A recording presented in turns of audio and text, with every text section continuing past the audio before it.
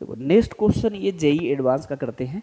इसमें कह रहा था parallel plate capacitor of capacitance C has spacing d between the two plates having area A, the region between the plates filled with an dielectric slab parallel to its plates, the each thickness delta equal to small d upon capital N, the dielectric constant of mth layers is km, k equal to 1 plus small m upon capital N for very large n greater than 10 की power 3, the capacitance C equal to alpha k epsilon naught a upon d ln2। तो यहाँ alpha की value पूछ रहा है, the value of alpha will be epsilon not permittivity of free space. ठीक है, इस क्वेश्चन को मैं आपको पहले समझाते, इस क्वेश्चन में कह क्या रहा है, ये कह रहा है सिंपल एक हमारे पास इस तरीके से प्लेट दिया हुआ, प्लेट का एरिया ए है, इसकी स्पेसिंग डी है, इसका कैपेसिटेंस सी है, तो सी को क्या लिखते हैं हम लोग, के epsilon not a upon D use करते हैं। लेकिन यहाँ पर कोई डाई इलेक्ट्रिक कॉन्स्टेंट नहीं है, तो यहाँ सी की वैल्यू सिंपली क्या लिखेंगे, epsilon not a upon D. लेकिन इस क्वेश्चन में जिसको सॉल्व करने के लिए बोल रहा है, कह रहा हमारे पास ये प्लेट्स है और इसमें लेयर्स डाले गए हैं, क्या, बहुत सारे लेयर्स। ये जो लेयर की थिकनेस है वो क्या दिया है, small d upon capital n दिया है। ठीक है, एक चीज ध्यान रखे रहिएगा, जब ये इस तरीके से लेयर्स इसके बीच में ऐड करेंगे, फिर इस और इस पॉइंट के बीच में जब इक्विवेलेंट कैपेसिटेंस निकालेंगे तो सब सीरीज में आता है। और सीरीज में कैपेसिटेंस कैसे निकालते हैं, 1/C1 plus 1/C2 plus 1/C3 लगेगा तो इंटीग्रेशन से, लेकिन बेसिक फंडामेंटल पता होना चाहिए कि हम इसको कैसे सॉल्व करते हैं, है ना।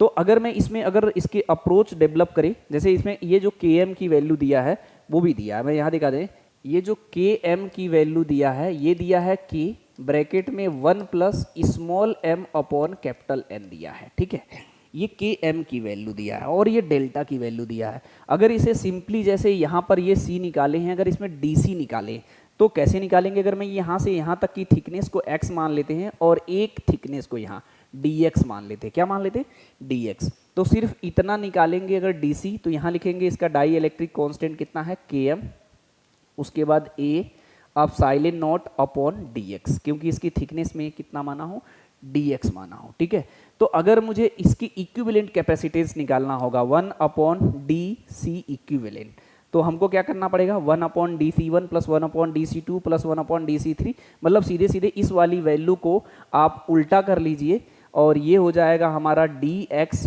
Divided by kma epsilon not d। Simply इसी को अगर हम इंटीग्रेट कर दे तो अपना काम हो जाएगा, है ना। इसे हमें क्या करना है, इंटीग्रेट करना है ना। जब इसका इंटीग्रेशन करेंगे तो अपना प्रॉपर तरीके से सब कुछ सिंपली सॉल्व हो जाएगा, है ना। तो देखिए इसको इंटीग्रेट करेंगे तो जब इसकी बीच की थिकनेस जो है वो d है, तो ये 0 से d तक जाएंगे, यानी ये 0 से d तक जाएंगे, मेरी बात समझे। तो इसको इस वाले पोर्शन को पहले मैं इंटीग्रेट करके बताता हूँ कितना आएगा। ठीक है, इसको आगे ले चलिए, इसको इंटीग्रेट करेंगे तो ये 0 से d है, ये dx है, यहाँ पर क्या है Km, ठीक है, A epsilon नॉट, और Km की जो वैल्यू है वो कैपिटल K ब्रैकेट में 1 plus small d upon small m upon capital N है। ठीक है, अब इसकी वैल्यू समझिए जरा, अगर मैं यहाँ लेयर्स की बात करें, ठीक है, इसमें टोटल कितने लेयर्स है, mth लेयर है, तो x की अगर पूरा लेंथ मैं कवर करना चाहूँ तो एक थिकनेस की विद जो डेल्टा है और mth लेयर है तो m से इसमें मल्टीप्लाई करना पड़ेगा, और यहाँ सिंपली डेल्टा की वैल्यू रखेंगे तो d upon n into m हो जाएगा। इस d को मैं इधर लिख दूँ तो ये x upon d equal to small m divided by n हो जाएगा। तो यहाँ से वैल्यू रिप्लेस कर सकते हैं इसका, तो ये हो जाएगा हमारा k ब्रैकेट में 1 plus small x divided by d लिख सकते हैं, मेरी बात समझे। तो इसमें अगर ये Km की वैल्यू रिप्लेस करेंगे तो कितना आया है, Km k 1 प्लस यहाँ x अपॉन क्या आया है, स्मॉल d आ गया है सिंपली, है ना। तो यहाँ पर रखना चाहें तो रख ले। अब बेसिक मैथमेटिक्स लग रहा है, 0 से d, अब यहाँ पर क्या रहा है dx ब्रैकेट में यहाँ पर क्या है k 1 प्लस d अपॉन ये x अपॉन d है इंटू a epsilon नॉट। ठीक है, सारी वैल्यू को आप क्या करिए, जो कांस्टेंट है उसको बाहर ले लेते हैं, तो ये हो जाएगा 1 अपॉन ka epsilon नॉट, ये कितना हो जाएगा 0 से d ये हो जाएगा D x divided by 1 plus x upon D. ठीक है, इसको मैं चाहूँ तो डायरेक्ट कर सकता हूँ, लेकिन जो बेसिक फंडामेंटल्स जो देखना चाह रहा है कि सर इसे ये ज़बरदस्त वाली मैथमेटिक्स है, सिर्फ मैथमेटिक्स आनी चाहिए। अगर मैं इसको टी मान लेता हूँ तो t इक्वल टू क्या मानेंगे 1 प्लस एक्स अपॉन डी मानेंगे।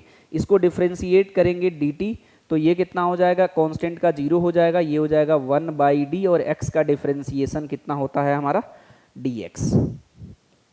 ठीक है, x dx हो जाएगा। ठीक है, तो यहाँ से अगर मैं dt की dx की बात करूँ तो ये कितना हो जाएगा हमारा d dt हो जाएगा। ठीक है, तो इसको अगर मैं रिप्लेस करना चाहूँ, सिर्फ इतने वाले पोर्शन को इंटीग्रेशन करना चाहें, ठीक है, तो इसको इंटीग्रेट करेंगे हम, तो कैसे करेंगे, यहाँ भी लिमिट ना लगाइए, सिंपली यहाँ पर लिखिए d dt, ठीक है, डिवाइडेड बाई t।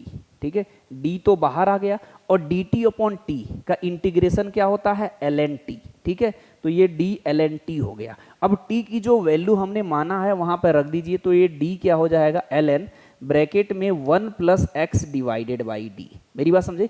इसके बाद हम डायरेक्ट यहाँ लिख सकते हैं कि स्मॉल d ये था, और यहाँ पर क्या है के ए अपसाइलेन नॉट, और इसका इंटीग्रेशन कितना आया है ln 1 plus x divided by D. अब यहाँ पर बड़ा सा ब्रैकेट बनाइए और ये 0 से d लिख लीजिए। मेरी बात समझे। अब इसमें सिंपली क्या करना है, वैल्यू पुट करना है, तो वैल्यू इधर ही पुट कर देते हैं, या इतने में ही अब हो जाएगा। इसमें करना क्या है, ये है d अपॉन के ए अपसाइलेन नॉट। ठीक है, इसकी वैल्यू रखिए जरा, ये करेंगे ln, यहाँ रखेंगे पहले d, तो d से d कट जाएगा, तो 1 प्लस 1 2 आ जाएगा, तो ln 2 माइनस यहाँ पे 0 रखेंगे, तो ये 0 अपॉन d 0 हो जाएगा, ln 1 होगा, और ln 1 की वैल्यू कितनी होती है 0, तो ये तो फिनिश हो गया। तो ये हो गया d ln 2 डिवाइडेड बाई के ए अपसाइलेन नॉट। अब ध्यान दीजिएगा, अब इसको जब मैं इंटीग्रेशन शुरू किए थे तो 1 अपॉन सी इक्विवेलेंट निकाले हैं, यानी ये 1 अपॉन सी इक्विवेलेंट आया है। क्या आया है, 1 अपॉन सी इक्विवेलेंट आया है। तो 1 अपॉन सी इक्विवेलेंट कितना आया है अपना, d ln 2 डिवाइडेड बाई के ए अपसाइलेन नॉट। लेकिन सी इक्विवेलेंट करेंगे तो ये रिवर्स हो जाएगा, तो ये हो जाएगा के ए अपसाइलेन नॉट अपॉन d ln 2। ठीक है, अब मैं क्वेश्चन पे चलता हूँ। क्वेश्चन में क्या दिया है अपने पास, क्वेश्चन में दिया है के, यहाँ लिख लेता हूँ, c की वैल्यू दिया है अल्फा, के ए अपसाइलेन नॉट d ln 2। ठीक है, तो इतनी वैल्यू तो अपने पास आई ही है, तो यानी अपना c जो आया है के ए अपसाइलेन नॉट d ln 2 आया है, यानी यहाँ अल्फा की वैल्यू कितनी होगी 1, यानी अल्फा की वैल्यू 1 हो गई। तो जेई एडवांस के जो प्रॉब्लम्स है उसमें कैलकुलेशन भी ज़्यादा रहता है, समझे कि नहीं, यानी बिल्कुल परेशान होने की ज़रूरत नहीं है। जेई एडवांस क्लियर करके आईआईटी में जाओगे, आपको बहुत मज़ा आएगा। लेकिन अगर आप स्लोली और इत्मीनान से थोड़ी बहुत भी प्रैक्टिस कर रहे होंगे तो आपका बहुत हेल्पफुल होगा। और मेरे वीडियो से अगर थोड़ा बहुत भी फ़ायदा हो रहा है तो कमेंट ज़रूर करो, ताकि मैं और भी वीडियो अपलोड करूं। और मेरा वीडियो अगर पसंद आया होगा तो नीट और जेई वाले बच्चों को ज़रूर बताओ कि मेरे यहाँ क्लासेस एक बार ज्वाइन करके देखिए, फ्री ट्रायल क्लासेस चलता है यहाँ पे, ताकि उनको बेटर फ्यूचर बना सके और टाइम लॉस ना हो। हम हर एक क्लास में बहुत ज़बरदस्त तरीके से प्रैक्टिस करवाने वाला हूँ। जो भी बच्चा मेरे पास आएगा डेफिनेटली 100% सिक्योर उसकी लाइफ कर दूंगा। बहुत गजब का रैंक ना आए, लेकिन सेलेक्ट गुड मार्क्स से करा दूंगा। All the best.